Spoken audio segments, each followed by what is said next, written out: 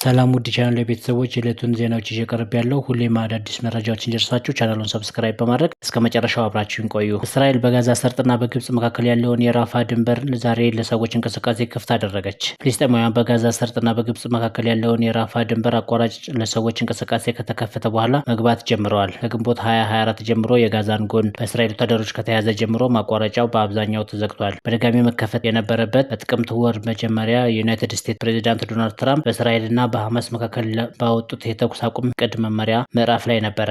ነገር ግን ባለፈው ሳምንት የተከሰተው የመጨረሻው የእስራኤል ታጋች በጋዛ አስክሬን እስኪመለስ ድረስ እስራኤል ከልክላ ቆይታለች። ምንም እንኳን ቁጥሩ አነስተኛ ሰዎች ብቻ እና ምንም አይነት ዕቃ እንዳይገባ መደረጉ ብስጭት ቢኖረውም ለዓለም እንደ ህይወት መስመር ለሚቆጥሩት ለብዙ ፍልስጤማውያን እፎይታን ፈጥሯል። ወደ 20 ሺህ የሚጠጉ የታመሙና የቆሰሉ ፍልስጤማውያን ጋዛን ለቀው ለመታከም በመጠባበቅ ላይ መሆናቸውን የአካባቢው ሆስፒታሎችና የዓለም ጤና ድርጅት አስታውቋል። የእስራኤል ዘገባዎች በየቀኑ 50 ታካሚዎች ብቻ ከአንድ ወይም ከሁለት ዘመዶቻቸው ጋር እንዲወጡ የሚፈቅድላቸው ሲሆን በጦርነቱ ወቅት ጋዛን ለቀው የወጡ 50 ሰዎች እንዲመለሱ ይፈቀድላቸዋል። ማቋረጡ የሚካሄደው በአውሮፓ ህብረትና በአካባቢው የፍልስጤም ሰራተኞች ተቆጣጣሪዎች ሲሆን እስራኤል ደግሞ የርቀት የደህንነት ፍተሻዎችን ታደርጋለች። ሰኞ ማለዳ ላይ አንድ የእስራኤል የደህንነት ባለስልጣን የራፋ መሻገሪያ የአውሮፓ ህብረት የድንበር እርዳታ ተልዕኮ ቡድን መድረሱን ተከትሎ አሁን ለነዋሪዎች እንቅስቃሴ ለመግቢያም ሆነ ለመውጣት ክፍት ሆኗል ብለዋል። ለግብጽ መረጃ ቅርብ የሆነው አልቃሄራ ኒውስ ቲቪ በበኩሉ ማቋረጡ ከግብጽ ወደ ጋዛ ሰርጥ የተመለሱትን ፍልስጤማውያን የመጀመሪያ ቡድን ተቀብሏል። እርምጃ የመጣው በመሻገሪያው በኩል የሚደረገውን እንቅስቃሴ ለማመቻቸት የግብጽ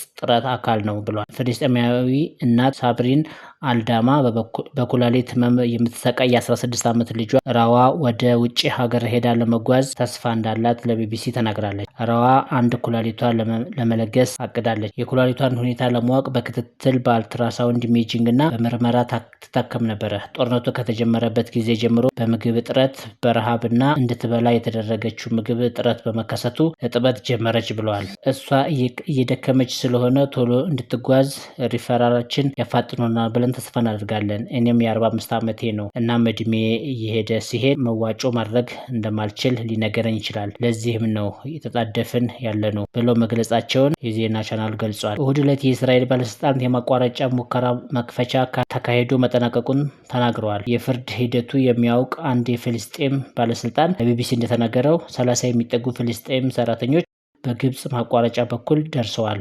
የዓለም ጤና ድርጅት ታማሚዎችን ከቲር ማስተላለፍ ይቆጣጠራሉ። የዓለም ጤና ድርጅት በሐማስ ቁጥጥር ስር ከሚገኙ ክልሎች ታማሚዎችን በአውቶቡስ በማጓጓዝ ቢጫ መስመር እየተባለ የሚጠራው ማቋረጫና የእስራኤል ጦር ወደ ተቆጣጠረው ግዛት የሚዘዋወርበትን ሁኔታ ይቆጣጠራል ሲል ቢቢሲ ተረቱ። የትራምፕ ባለ 20 ነጥብ የጋዛ ሰላም እቅድ በሁለቱም አቅጣጫዎች የራፋ መሻገሪያ እንደገና መከፈቱ ባለፈው ጥር ወር ላይ የተደረሰውን የተኩስ አቁም ስምምነት ተመሳሳይ ዘዴ ተግባራዊ ይሆናል ብሏል። እንደ አውሮፓውያን አቆጣጠር በ2024 በእስራኤል ከመያዙ በፊት ማቋረጡ ፍልስጤማውያንን በጦርነቱ ወቅት እንዲወጡ የተፈቀደላቸው ዋና መውጫና የሰብአዊ እርዳታ መግቢያ ቁልፍ ነበረ። አሁን ከግብጽ የሚገቡ እርዳታዎች በእስራኤል ከረም ሻሎም ማቋረጫ በኩል ይጓዛሉ። በታህሳስ ወር የእስራኤል መንግስት በፍልስጤማውያን ጋዛን ለቀው እንዲወጡ የራፋ መሻገሪያ ይከፈታል ብሏል።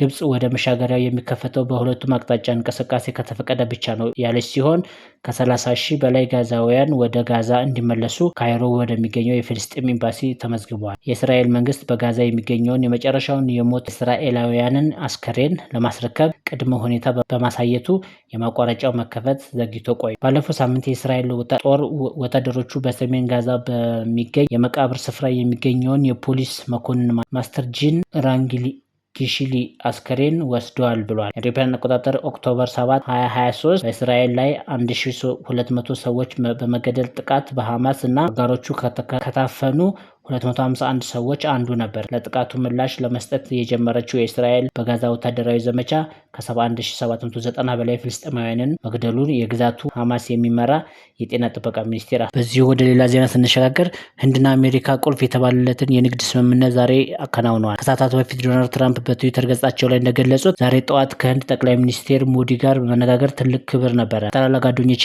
አንዱ የሆኑት የሀገሩ ሀያልና የተከበሩ መሪ ነው። ንግድን ጨምሮ እና ከሩሲያና ከዩክሬን ከዩክሬን ጋር ጦርነትን ስለማስቆም ስለ ብዙ ነገሮች ተነጋግረናል። የሩሲያ ዘይት መግዛቱን ለማቆም እና ከዩናይትድ ስቴትስ እና ምናልባትም ከቬንዙዌላ ለመግዛት ተስማምቷል። ይህንንም በየሳምንቱ በሺዎች የሚቆጠሩ ሰዎችን የሚሞቱበትና በአሁኑ ጊዜ በዩክሬን ያለውን ጦርነት ለማስቆም ይረዳል። ለጠቅላይ ሚኒስትር ሞዲ ከወዳጅነትና ከበሬታ በመነሳትና ጥያቄዎችን መሰረት በዩናይትድ ስቴትስ እና በህንድ መካከል ለሚደረገው የንግድ ስምምነት ተስማምተናል። በዚያም ዩናይትድ ስቴትስ ከ25% ወደ 18% ዝቅ ብሏል። ታሪፋቸውን እና እንዲሁም በዩናይትድ ስቴትስ ላይ ታሪፍ ያልሆኑ እገዳዎችን ወደ ዜሮ ለመቀነስ ወደፊት ይሄዳሉ። የትራምፕን ሀሳብ ተከትሎ የህንዱ ጠቅላይ ሚኒስትር ሞዲ እንዳሉት ዛሬ ውድ ጓደኛዬ ከፕሬዚዳንት ትራምፕ ጋር መነጋገር በጣም ጥሩ ነው። በህንድ የተሰሩ ምርቶች አሁን በ18% ቅናሽ ታሪፍ ይኖራቸዋል። ደስ ብሎኛል። ለዚህ አስደናቂ ማስታወቂያ በ1.4 ቢሊዮን የህንድ ህዝብ ስም ለፕሬዚዳንት ትራምፕ ታላቅ ምስጋና አቀርባለሁ። ሁለቱም ትልልቅ ኢኮኖሚያዊና ዓለማችንን ትልልቅ ዲሞክራሲዎች ሲተባበሩ ህዝባችንን ይጠቀማል እና ለጋራ ጥቅም ትብብር ትልቅ እድል ይፈጥራል። የፕሬዚዳንት ትራምፕ አመራር ለዓለም አቀፍ ሰላም፣ መረጋጋትና ብልጽግና ወሳኝ ነው። ህንድ ለሰላም የሚያደርገውን ጥረት ሙሉ በሙሉ ትደግፋለች። አጋርነታችንንም ከዚህ በፊት ታይቶ በማይታወቅ ደረጃ ለማድረስ ከእሱ ጋር በቅርበት ለመስራት እንጓጓለን ብለዋል የህንዱ ጠቅላይ ሚኒስትር። አድማጮች ለዕለቱ ያስኳቸው ዜናዎች እነኚህ ነበሩ። በቀጣይ እስከምንገናኝ ቻናሉን ሰብስክራይብ ማድረግ እንዳይረሳ። መልካም ጊዜ